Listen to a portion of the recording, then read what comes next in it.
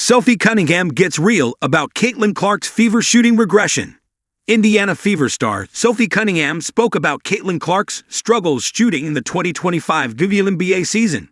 The Indiana Fever are facing the Las Vegas Aces in Game 2 of their WNBA Semifinals series on September 23. Indiana produced a relatively easy win on the road against the Aces in Game 1 on Sunday, which means the pressure is on Las Vegas to even the series before it heads to Indianapolis for the next two contests. What Indiana has accomplished in this postseason is even more staggering considering the injuries they've dealt with. The most notable of these is superstar guard Caitlin Clark, who is out with a groin and an ankle injury, and has dealt with several soft tissue injuries which limited her to 13 games this season. And Sophie Cunningham, who suffered a torn MCL during an August 17 game that required surgery. It would be fascinating to see what the Fever would look like right now if Clark and Cunningham were healthy and firing on all cylinders. And even when she was healthy enough to play, Clark didn't have the season many expected in terms of offensive production. Sophie Cunningham speaks on Caitlin Clark's off-year shooting. Clark averaged 16.5 points per game compared to 19.2 points per game as a rookie.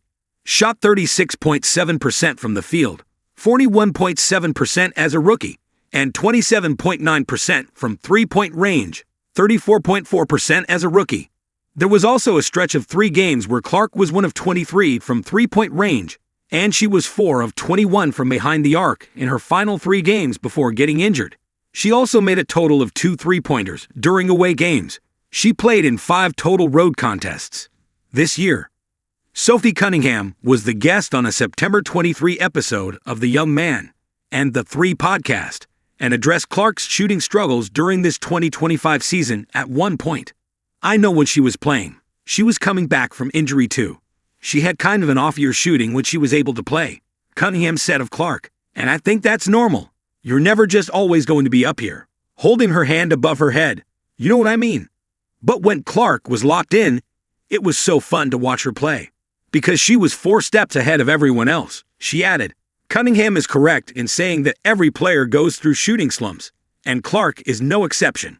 It will be fun for fans to see how Clark gets back on track, both with her health and with her shooting, in the 2026 season.